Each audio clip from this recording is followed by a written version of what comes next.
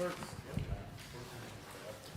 right, I'd like to call to order the Public Safety Committee for Tuesday, January 7th.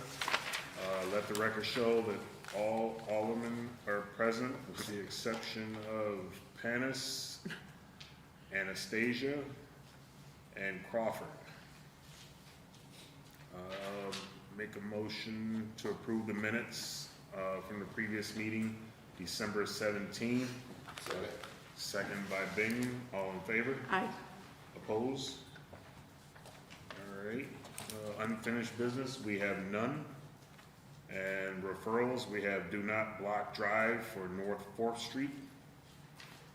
You sign? That was me. Nicole? Yeah, so I had, it's on the same block as the high school.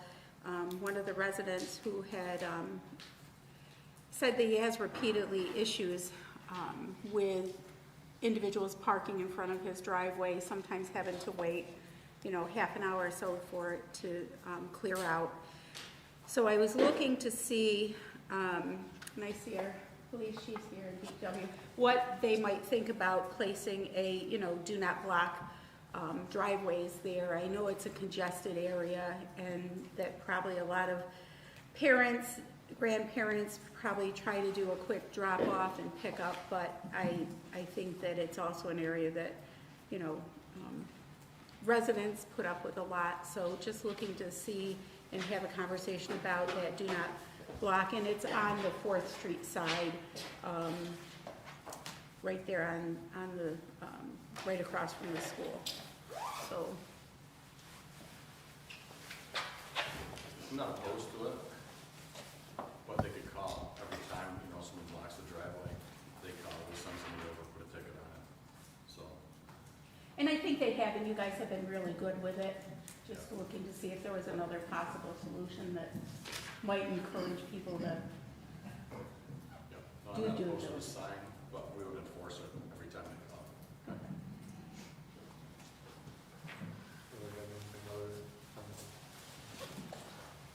Okay. Is that sign, Mm-hmm. is that sign already marked no parking? No, on that side, well, actually, as we know, they park on both sides of that narrow street there.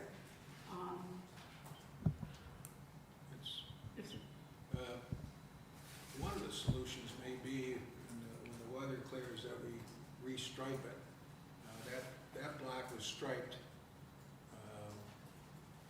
to designate the parking spots and to X off the driveways. So I can't remember if those are pretty warm or not, but maybe that's something we can also look at, keeping that up for this. So there's designated spots that are marked right there.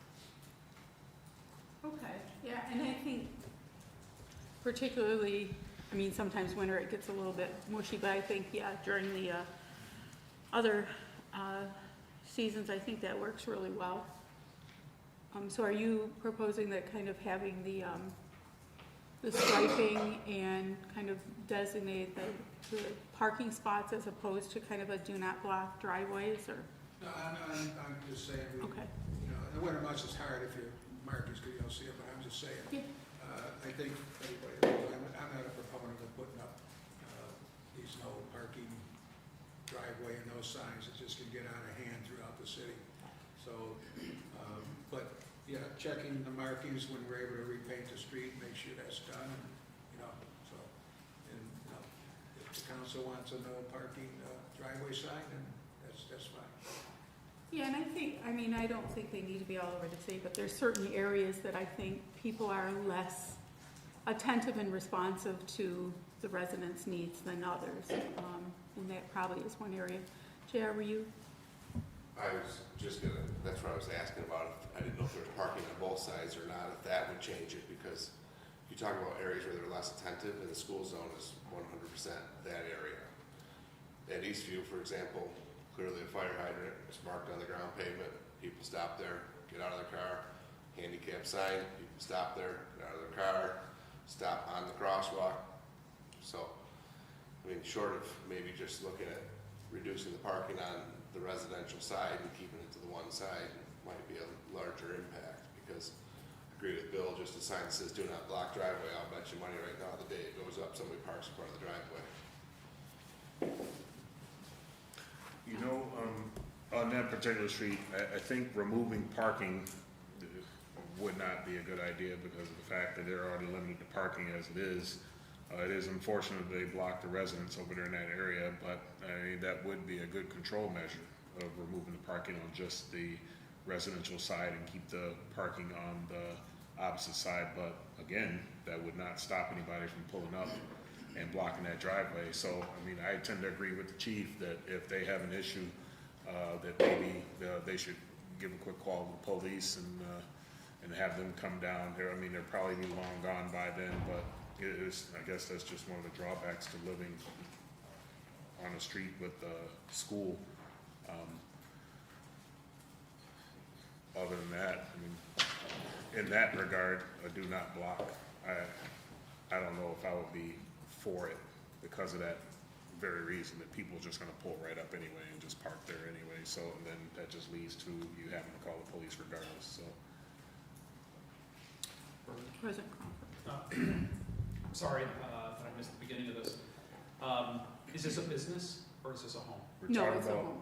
North Fourth Street and It's a residence. up near the high school, the residential side there. Yeah. And so that, I get it from a commercial standpoint, but I think, you know, as JR and Bill said, I think it's a slippery slope from someone who watches out their window, watches for someone who pulls in front of their driveway and is there for 5 minutes. Is it a matter of they're just dropping a kid off quick? If they're there and it's truly hindering their life, that's what the police department's for. I mean, we don't, it's already against the law to do that, so if they're there long-term, I know that's always a hard answer to constituents, is to say, well, just call the police and they'll come down and enforce the law. But I think it is a slippery slope because then, you know, next thing, my great aunt is gonna be calling me saying, hey, I want one of those do not park in front of my driveway signs too.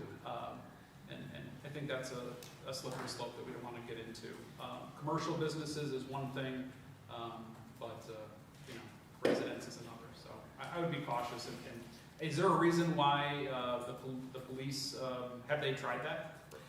So they said they have, and the police have been responsive, but then there was another time they had to go to the doctors and they had to wait 30 minutes to be able to get out of their driveway and with a sick child, and I think that kind of precipitated some of this and, right, the frustration. So I do like the idea of striping, and I think that, you know, we can go that route and then kind of reassess, and, you know, I'll reach out to them to let them know that we, you know, we had to, because I do think that people begin to ignore signs, you know, and I know when I first moved to my house, we had a horrible, horrible time with people because we have a wide driveway, thinking that they could park half in front of it, and it took a long, long time to get it to not happen. So a lot of notes on cars and some calling police and some other things. People just don't care. Well, I think they're not responsive, and you know, unlike the church in St. Mary's that was absolutely great and made announcements at masses, I don't think that helps with the church or with the school, because they're not gonna, you know, it's not quite the same thing. So we can go that route, see what happens, see if we see some improvement. So yeah, I think, so if we can do the striping earlier in the spring, the better, and meanwhile, I'll go back and just let him know to continue to call the police for those issues. And Do you need a formal resolution to do the striping Yeah, there? it's already done up there. Okay. There's already a resolution was years ago. Okay. And then, so it's just a matter of redoing it, you know, as time went on, it wears out. And problem is, at this time of year, it's snow covered, people don't see it or like that, so. The street can support two-way traffic and parking on both sides, and I think there'd be a lot of pushback if we looked at taking parking away at one side. Who's in charge of keeping track of getting it striped? We will, I'll Okay, work it all out. right. Okay. But it won't be those spring till we get. Right. Okay, we're good. Yep. All right, moving on, no parking North Street, North 12th Street, 7 AM to 5 PM, except weekends and holidays. I don't know, this kind of is partial collaboration, as North 12th Street runs between Alderman Robinson's ward and my ward. I've gotten a number of calls over the years, more recently, a couple months ago, and residents who live on North 12th and residents who have a hard time driving down North 12th. And we've made some progress. We put a no parking right there at the tree serving business, the tree grooming business at Washington and North 12th. And we put a no parking here at corner sign. Still having some challenges, especially during the school hours. And North 12th is very busy during predominantly the 7 a.m. to 5 p.m. Time period. And so we thought we would revisit this. I did discuss this with Alderman Robinson, and thought that when I proposed making no parking all of North 12th years ago, the residents weren't happy because there are properties there are apartments that don't have off-street parking. And so the concern was, where somebody who, or if they only have one parking spot, they can never have any guests that, come and park in front of their house. So the suggestion, I think, that Alderman Robinson said was, what about during just the primary working hours when the majority of traffic flows down North 12th? So thought we would revisit this and see what everybody thought. Vern? No, I brought forth the no parking here to corner on the 200 block because of issues with that corner during school hours when the school buses come through. You have a business that's right there on the corner. It makes it a tight corner for people to turn. Traffic backs up along Washington and on the opposite side of 12th there on the 100 block. So when Alderman Crawford came and mentioned this, I was, like I said, doing the whole entire street for the duration. I felt, why not just do it 7 a.m. to 5 p.m. That way we can accommodate the schools, school buses when they come through. We can accommodate any delivery trucks as they come down that route, because that is a route there that a lot of local truck deliveries come down. And then that'll also help with the congestion during that time frame. And it's during the average time of work hours.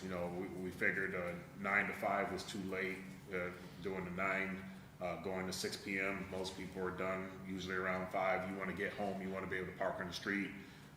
So you don't want them to come home from work, and then can't even park in front of your house and so forth. So I thought the 7 to 5 was a reasonable accommodation, where you're allowed to, not allowed to park there, and then you had your evenings, weekends and holidays where you could park, and that should eliminate that congested area and solve some of the issues that a lot of people have been complaining about.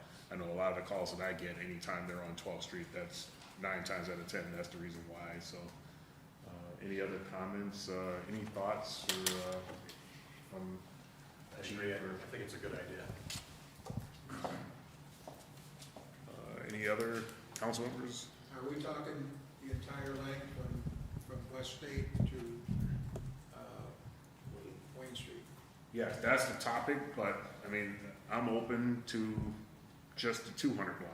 I mean, like I said, that area there has been an issue for quite some time, and I think we've tried the no parking here to corner, and that really just didn't work. It just allowed more cars to just pull up and just sit there and wait. And sometimes you have a bus stranded, partially turned while we're waiting for people to decide, I'm next. So I think if we can eliminate one side, then at least then that would help, or the no parking period there. There's just a couple spots where they park right between West State and Sullivan. West State. Be the 100 and the 200 block. Nobody really parks in the 300 block, right? Well, there are times when I've come through there, 300 block is blocked where people park there. So it's intermittent, I would say, the 100 block and 200 block.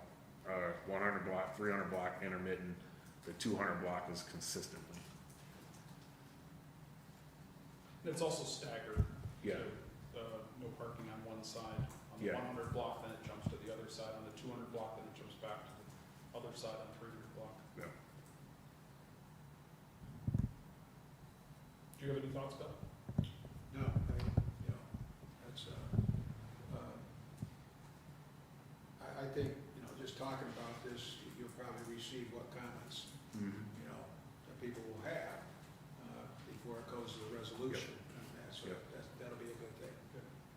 Well, I think, because there's no rush, right? We wanna be able to put something out there and allow people to think about it, at least give the council opportunity to think about it. So I'm comfortable with coming back in a couple of weeks, let everybody think about it, and also get it out to the public to say, hey, potentially this may come about, and see what the feedback is. Do we want to draft a resolution? Tiffany, this would have to be published or not? Yep, It has to be published. yeah. So it doesn't have to be for next week, but put it out maybe for the last Tuesday of January. And then it would give it time for publishing, and people could share it on Facebook, and you can Yep. see what your residents Yep. say. Then we can vote yes or no from there. Right, yeah, I'm good with that. okay. The rest of the council agrees. All right, that's where we will go with that, so. All right, anything else, let me see, yes, anything else for Public Safety Committee? Yeah, I just wanted to bring up, that I didn't make it to the agenda for this meeting, but, we've in discussions with the mayor and the chief, for the next meeting, your meeting, if we could put on, parking on, York Street, no parking signs on York Street. And we'll just bring it up for discussion at the next meeting. Okay. Thank you. Moving on, approval of committee reports, we have none. If there is nothing else for this committee, make a motion to adjourn, can I get a second? Second. Second by McCall, all in favor? Opposed? Very good. A call to order strategic planning for Tuesday, January 7th, 2025. Let the record show that all aldermen are present, with the exception of Chairman Panis, who is excused. Make a motion to approve the minutes of the previous committee meeting. Could I get a second, please? Second. Seconded by Alderman Robinson. All in favor? Aye. Opposed? Motion carried. We don't have any unfinished business, but we do have an item for new referral for consideration. So the resident at 912 Queen Street brought forward a request to consider an appeal on a curb cut denial. This is Alderman Panis's ward. He did speak to me as well as Alderman Benyon. Jared, do you want to lead off, or do you want me to just say what I know, or what do you? Okay. So there was a request for a curb cut. The resident is looking to expand and widen his driveway. He has a number of vehicles that he would like to get off of the street, thereby freeing up on-street parking. And so he received a letter denying the curb cut, and is looking to the council to reconsider the issue. JR, do you want to add anything? No, the nuts and bolts. I'll before we open it up to conversation here, Director, Director Slotman, any comments or reasons? Is it just because it's beyond for a residential property, beyond the typical width of a curb cut? Can you talk a little bit more about the logic for denying the curb cut?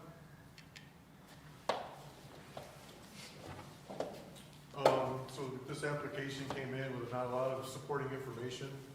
And I guess one of the questions that was raised was what was the existing slopes? And that question was answered, stating it was slopes were 3-on-1, which is fairly steep. So the denial letter went out based on that, along with some information, you know, identifying what the city would allow, and we've not received anything back from any of that request. So, so mainly it came down to slopes on the site, and not receiving sufficient information beyond that. Something else. Was there, do you know if notification went out to neighbors?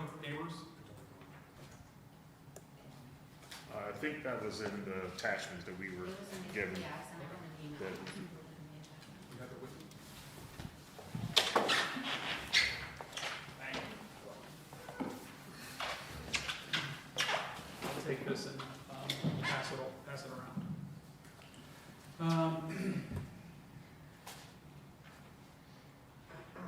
John, will you read that? Ben, is it, you guys wanted extra information, is it routine though to deny it and then ask for the Well, extra? at this point, we asked for additional information, and we asked for additional information, and then there wasn't, after quite some time, we kind of didn't get anything, so to kind of close the file, we just sent it out. Maybe I misheard what you said, I thought you said you denied it, but asked for additional information, that's, We asked for additional information, we got some tidbits of it, never really got anything formal. It sat and sat and sat, and finally submitted a denial letter just to kind of close it out. when it comes to slopes and driveway, and I've had previous conversation with that, but that given property, the current driveway exceeds the slope, and any driveway on that corner would exceed the slope, so I'm just asking, how would somebody that wants anything in that area put that in without exceeding the slope standard? That would be an engineering question that have to figure out. So they would have to address that on, I mean, again, if they can extend the distance, you would decrease your slope. So, And right now, according to just for the record, information provided with the application, the contractor identified that the parcel proposed driveway is in excess of 10%, and the city standard is maximum residential slope of 8%, but given the location. I get your point, extending the rise over run, but he can't move the street to extend the run.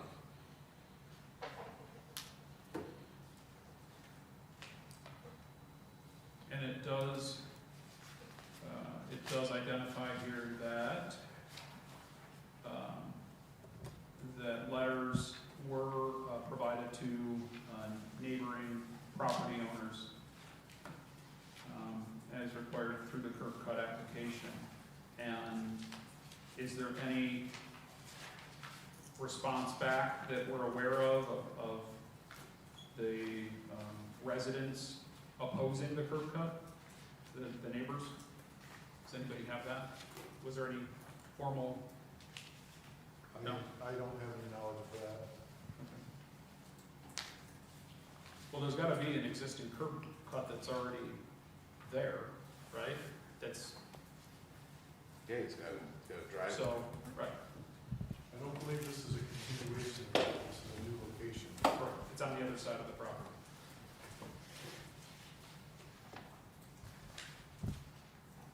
Here, I'm gonna pass this around. There are some photos.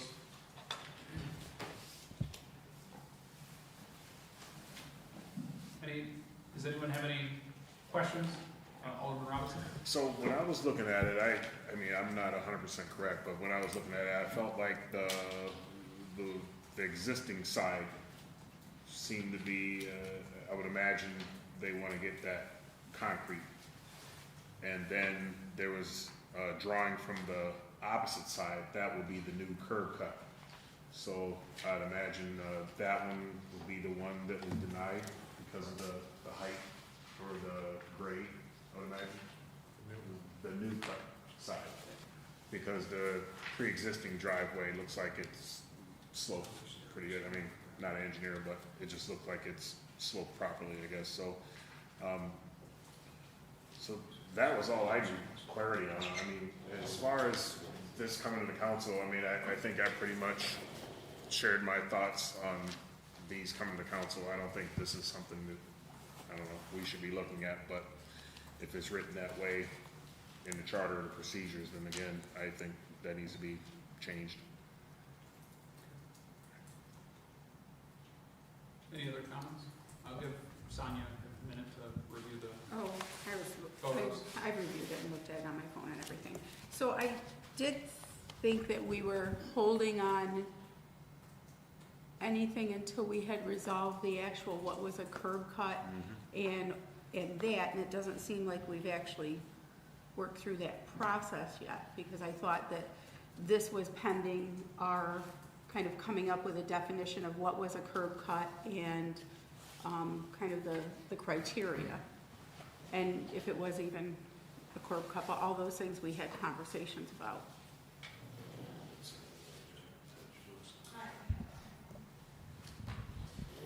I know we did have that conversation, Sonia, but I mean, in this case, there's a 6-inch curb. Like, it's very clearly what the curb cut permits for. Cut the curb lower to a 2-inch on an approach, correct, Ben? What's that? 2-inch height on the approach, 6-inch on a curb, 2-inch on an approach, is that the standard? Not sure I follow you. In terms of the height. Off the road, yeah, so I mean, but this one, we talked about that in terms of Cherry Street, there's a Cherry Street. Yeah. Where it's literally just a grass, there is no curb whatsoever, this is actually a curb, this is actually, by definition, he wants to cut the curb and lower it to make an approach. Really, and I understand what you're saying, there's nothing more clear than this one. So once you cut the curb, then we start talking about the slope that they mentioned in there. That's just a matter of grading it down lower, putting in some type of retention along the sides, that way you can drive straight in. So he's talking about the slope from the road across the right of way, because right now our procedures, Ben, you can correct me if I'm wrong, but our procedures only talk about the subway side or the right of way. Just the 4 right, feet. And it's all different. Just the right of way side. It does not govern the homeowner side, correct? I don't have any information outside of that.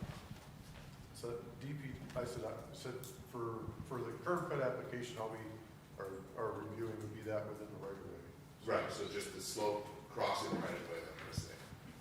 So yes, Vernon, it's literally that, and that's why I said it's rise over run, you can't change. I mean,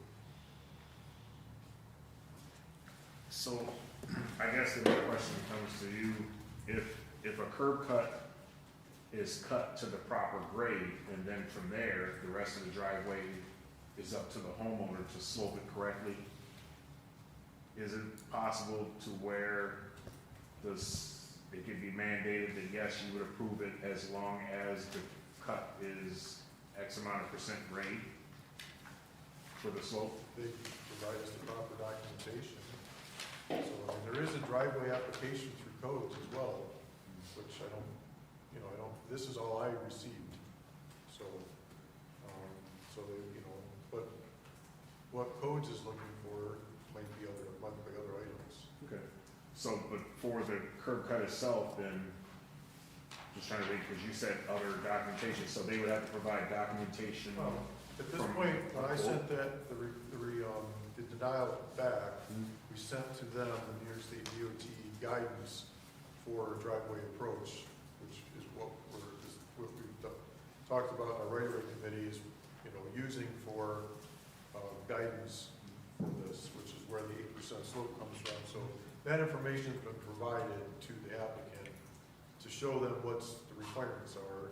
Again, we never received anything back identifying that they were going to follow those or be compliant with those. And when we asked what the slope was, we were told that it was pretty significant, and so that's what, and again, then everything kind of died off, so to kind of close it out, the letter was submitted.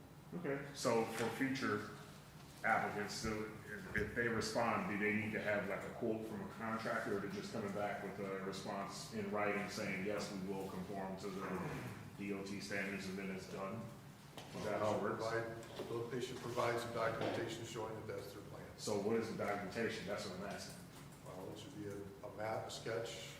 So they gotta get something from a contractor or something, and That's the same. basically, that's what I'm trying to figure out, just what do they need to provide, that way, That's what I'm you know. saying, it doesn't currently state where those plans have, doesn't say that they have to be like stamped drawings, so. So Yeah. they're just left in limbo then with, you gotta provide something, but we don't know what we're providing.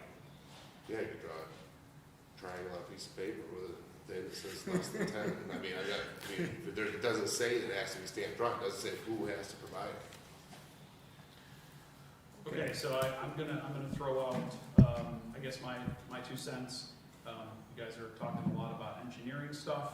I'm gonna talk about just being a homeowner who appreciates somebody who wants to invest in their property, get vehicles off the road. If I had, some vehicles, I'd wanna get them off the road too. I don't have a problem with this. I understand the logic behind it, but that's also why the council has the ability to consider an appeal. So I would be in favor of granting this, but I'm only one of 6 tonight, so I'm open to other considerations.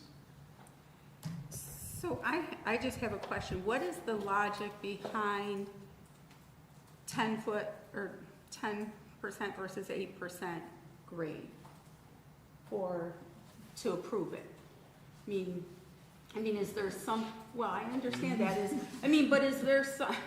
but is there some logic in that it's a safety issue? Is there some logic in terms of somebody just set the standard and that's what it Sure, New is? York State set the standard. So, well, but if there's some safety logic or something, right, where everybody's gonna bottom out, or, right? So is there some, So 10% is pretty standard across the board for the maximum slope for a road.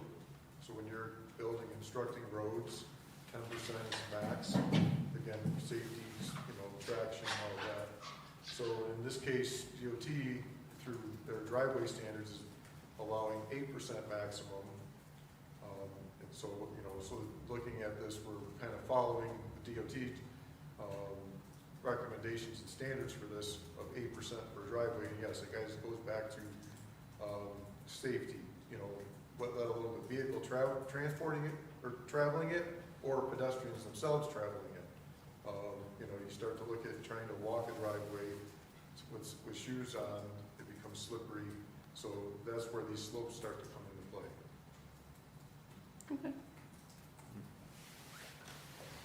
okay. Shannon, sorry.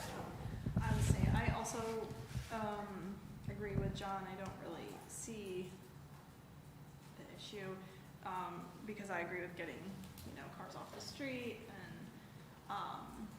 making way for on-street parking, plowing.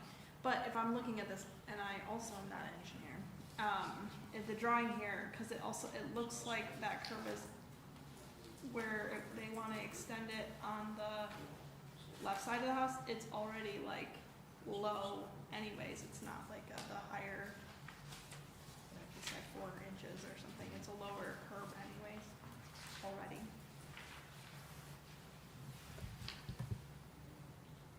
So, I don't wanna beat a dead horse. I'm just, we can take a vote and see. Are there any other considerations? I don't wanna cut anybody off. And is 14 feet kind of within standard for I it? think the 14 feet is the maximum allowed by the. Okay. So, and then the other item that is in the code that, there is a 10% maximum slope requirement through the code for design standards. They don't want development on areas that are of existing slope over 10%. So again, but that's outside of the, my jurisdiction. That's code enforcement, right? Okay. So we wouldn't want to say yes and then have them be in violation of code, is my thought. So I'm not opposed to it, but would, But with a 10% slope, isn't it already in violation? well, so if we're going to say yes, we have to make sure it's still within code, or that code proves it, I would say. You would only be, right now, you're only granting him permission to cut the curb. He still has to go to codes and do the driveway application, 2 separate things. So if he goes and does the driveway application and they deny it, I don't think I'd cut the curb. myself, so you're only saying, yes, you can cut the curb. He still has to go through the driveway standard application, through codes. So what I was getting ready to ask you, and I don't need to ask now, is I was gonna ask if there was a sidewalk, because while I see that they don't maintain the slope of the sidewalk for pedestrian safety, if the approach is greater than 10, it's his own car that's gonna bottom out, so I mean, I don't have a problem with that, but like, but yeah, you're only gonna approve the curb cut, not the driveway. You're not granting him permission to say, go put the driveway in, that's a different permit. Yeah, there's no sidewalk on that side of the street from the No, illustration. well, I agree that the sidewalk should maintain the proper slope for pedestrian safety. The approach is a different kind of scenario in my own mind, and the slope of driveway is given that it's on the hill. So the small part that I was gonna add, basically, it was a kind of collaborative thing. Basically, I mean, I would be in favor as long as the homeowner follows the guidelines that are provided by the DPW director. Then why are we here? Just say yes, follow that guideline when you do it, and then they have to move on to the sidewalk aspect and then go from there. So, Is this council looking to require sidewalks? no. No. Okay. Is there a waiting period for? You can always approve the curb cut condition upon approval of the sidewalk, or not the Right. sidewalk, I'm sorry, the driveway. I'll go with that. I'll go with that. All right, so I make a motion to approve the curb cut appeal under the, what'd you say? Conditional. The conditional, that's the word. Approval of Approval of the driveway, conditional approval of the driveway, thank you. I could go with that, could I get a second? Second. Seconded by Alderwoman McCall, all in favor? Aye. Any opposition? Seeing none, motion carries. Okay, so I would be, no committee reports, I'd be remiss not to mention, though it's not on the agenda, I just want to, just thank everyone, the mayor's office, community development, DPW, the entire council, the team effort. The good news that we received yesterday, being awarded the RAISE grant, $25 million. I think it falls under strategic planning. It's exciting. It's certainly, we'll be looking for a lot of public input and feedback and lots of lessons learned, certainly from our previous major projects in North Union and the DRI. And so, it's going to be a long process, so let's not tire ourselves out, but definitely exciting, great news for the city of Olean. So I'll make a motion to adjourn strategic planning. Can I get a second? Second. Seconded by Alderman Robinson. All in favor? Aye. Opposed? Motion carried. We're adjourned.